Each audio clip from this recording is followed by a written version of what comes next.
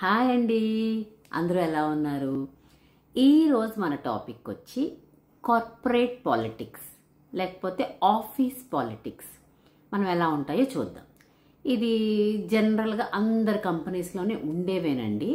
Politics అంటే ఎప్పుడు నెగిటివ్గా తీసుకోకండి. అంటే మనం బయట జరిగే రాజకీయాలు అలా అని కాదు. కార్పొరేట్ లైఫ్లో కానీ ఆఫీస్లో కానీ కొన్ని ఉంటాయి. పాలిటిక్స్ అంటే అది గుడ్ ఉంటుంది, బ్యాడ్ ఉంటుంది. కానీ చాలామంది ఆఫీస్ పాలిటిక్స్ అంటే ఎక్కువ నెగిటివ్గానే అనుకుంటారు. సరే, అది ఏది ఏమైనా కూడా మనం ఈరోజు కొంచెం పాయింట్స్ డిస్కస్ చేసుకుందాం. నా ప్రొఫెషనల్ లైఫ్లో నేను అబ్జర్వ్ చేసిన పాయింట్స్ కానీ, లేకపోతే మా ఫ్రెండ్స్ కొలీగ్స్ వీళ్ళందరూ వాళ్ళు షేర్ చేసుకుంటున్నప్పుడు అవునే మా ఆఫీస్లో ఇలా జరుగుతున్నాయి, మీ దాంట్లో కూడా ఇలా జరుగుతున్నాయా అని కొన్ని పాయింట్స్ అందరూ డిస్కస్ చేసుకుంటాం కదా. సో ఆ పాయింట్స్ ప్రారంగా మాట్లాడుకుందాం.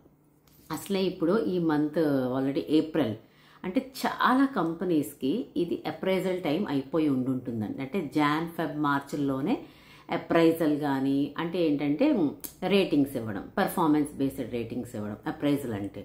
అలాగే బోనస్ డిక్లేర్ చేయడం కానీ, హైక్ ఇంత అని చెప్పడం కానీ జరుగుతూ ఉంటుంది.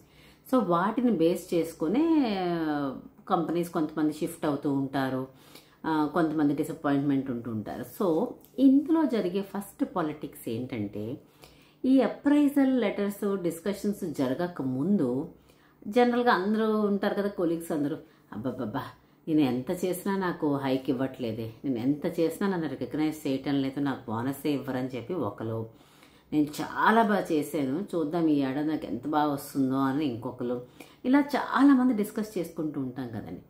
కానీ కొంతమంది ఉంటారండి ఏంటంటే వాళ్ళు మేము ఏమీ చేయము, ఎందుకు అంత అవసరమా, మనకి ఇచ్చిన వర్క్ను జస్ట్ క్యాజువల్గా చేసుకుంటూ వెళ్ళిపోతే సరిపోతుంది కదా, ఎందుకు పరిగెత్తేసి ఎక్స్ట్రాలు చేసేయడం అని చెప్పి పక్క వాళ్ళు చేస్తున్నప్పుడు కూడా కొంచెం వాళ్ళని ఎందుకే అంత ఫాస్ట్గా చేసేస్తున్నావు అన్ని కేసులు, నీకు ఇచ్చి నువ్వు 10 అయితే 10 చేయొచ్చు కదా, 11 ఎందుకు చేయడం, లేకపోతే 15 ఎందుకు చేయడం, ఇలాగా చాలామందిని డిస్కరేజ్ కాదు, ఒక కట్టడి చేస్తూ ఉంటారట వాళ్ళ మాటల ఇన్ఫ్లుయెన్స్తో.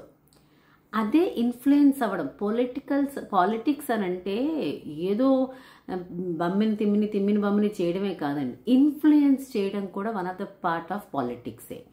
ఇప్పుడు చూడండి, రేపు ఉదయం నేనే ఉన్నాను, మా ఫ్రెండ్ ఒకరు ఉన్నారు, నా కొలీగ్ ఒకరు ఉన్నారు, వాళ్ళు డైలీ టార్గెట్ ఒక 10 15 అనుకోండి, వాళ్ళు 18 16 చేసేస్తుంటే నేను 10 చేయగలుగుతుంటే నేను డిస్కరేజ్ అవ్వకూడదు, అమ్మో 10 చేసేస్తున్నాను, వాళ్ళు ఏంటి 15 16 చేసేస్తున్నారు, ఎలాగైనా వాళ్ళు ఆపాలి అని చెప్పి పని పట్టుకొని వాళ్ళకి ఏదో లేనిపోనివన్నీ మళ్ళీ కలిసి మాట్లాడి, ఎందుకే రోజు 15 16 చేసేస్తున్నావు, వాళ్ళు చేయమన్నది 10 కదా, అవసరమా నీకు, నువ్వు ఎగిరి దంచినా ఒకటే కూలి, ఎగరకుండా దంచినా ఒకటే కూలి అని చెప్పి అది చెప్పి ఇది చెప్పి వాళ్ళని కావాలనే కొంచెం ఎందుకు ఎందుకు ఎందుకు అనగానే ఇప్పుడు ఆ పర్సన్ అనుకుంటారు నిజమే కదా, అందరూ 10 చేస్తుంటే నేను ఎందుకు 15 16 చేయడం అని చెప్పి వాళ్ళు అలా వాళ్ళ పేస్ని తగ్గించుకొని ఒక 1 మంత్ అలా తగ్గిస్తారా. కానీ సడన్ సర్ప్రైజ్ ఏంటో తెలుసా అండి, ఈ చెప్పి అంటే నాలాంటిది చెప్పి సలహా ఇస్తుంది వద్దే వద్దే వద్దే అన్నది వాళ్ళు ఎక్కువ కొడతారండి కేసెస్. అంటే వాళ్ళ పెర్ఫార్మెన్స్ని ఎక్కువ చేసుకుంటారు, కానీ చెప్పడం ఏంటి, అబ్బే నేనేం చేయను అంటే ఇన్ఫ్లుయెన్స్ చేస్తారు అది పక్క వాళ్ళు. సో ఆఫీస్ పాలిటిక్స్లో ఇన్ఫ్లుయెన్స్కి ఎప్పుడూ లోను కావద్దు, ఇది మేజర్ పాయింట్. ఎవరో ఒకరు ఏవో చెప్తూ ఉంటారండి, కానీ మీరు వాటి దేనికి అసలు ఆలోచించద్దు. మీ కెపాసిటీ ఏంటి, మీ థాట్ ప్రాసెస్ ఏంటి, మీ సెల్ఫ్ మీరు ఎప్పుడూ రియలైజ్ అవ్వండి. మీరు రోజుకి టార్గెట్ 10 15 చేస్తారనుకోండి, that's your capacity, prove your self.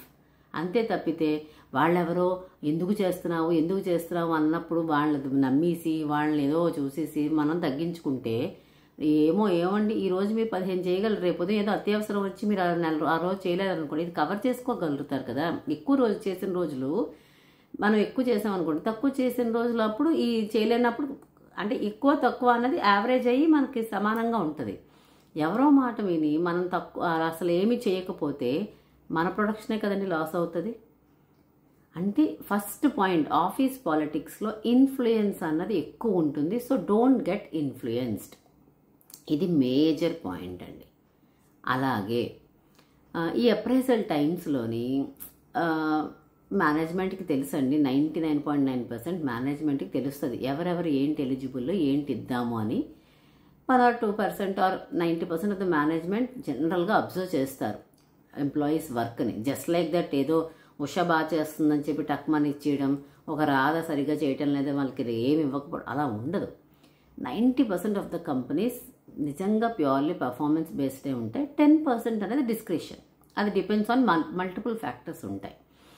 కానీ ఏదో ఒక కారణం చేత లేకపోతే సంథింగ్ ఆర్గనైజేషన్ ఏదో ఒక రీజన్ చెప్పి ఆ ఇయర్ హైక్ ఆర్ బోనస్ తక్కువ ఇచ్చారా అనుకుందాం, దాన్ ఎక్స్పెక్టెడ్ అంటే లెట్ us assume నేను ఒక 10% హైక్ ఎక్స్పెక్ట్ చేశాను, నేను టాపర్ ఆఫ్ ద బ్యాచ్. కానీ ఆ ఏడాది అంటే ఈ ఇయర్ ఎగ్జాంపుల్ నాకు రావాల్సిన హైక్లో నాకు ఒక 5% 2% వచ్చింది, నేను టాపర్ అయినా కూడా.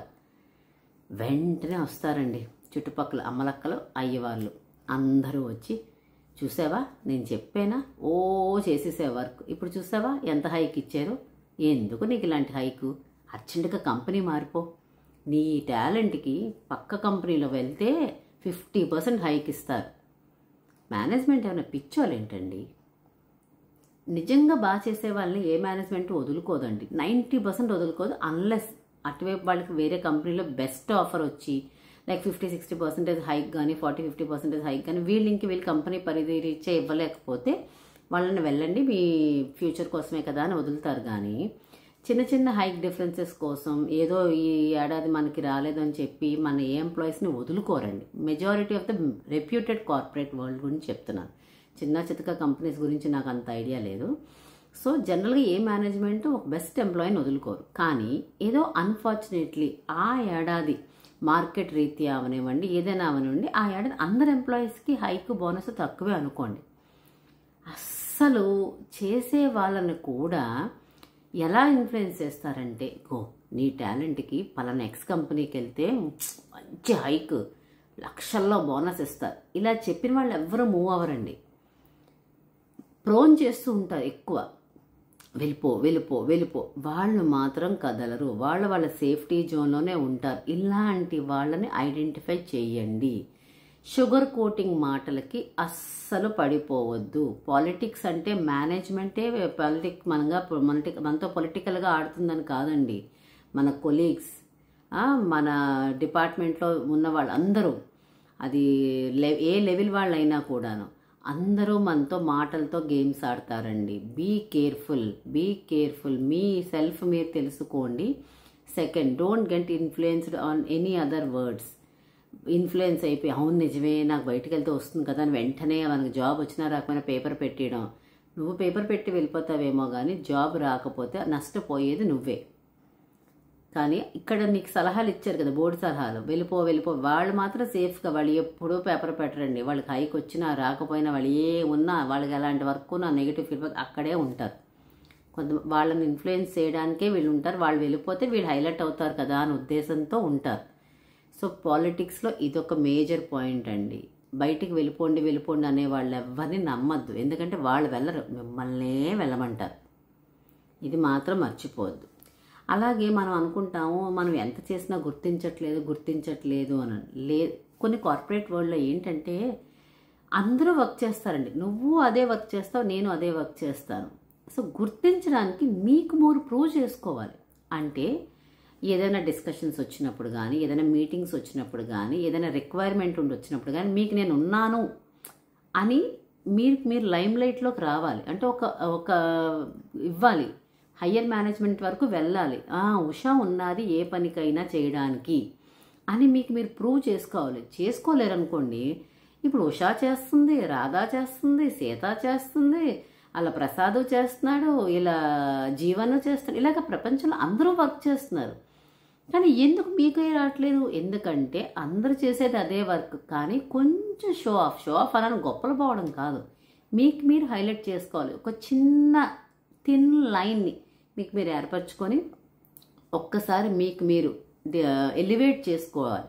నేనున్నాను ప్రతిదానికి, నేను ఇలా చేయగలుగుతున్నాను, నాకు ఈ థాట్స్ ఉన్నాయని ఒక హయ్యర్ మేనేజ్మెంట్ అంటే ప్రమోషన్స్ వాళ్ళ దృష్టిలో పడండి. దృష్టిలో పడమన్నాను కదా అని బిస్కెట్ లాగా సోపులు వేయడం, క్రీమ్లు వేయడం కాదండి.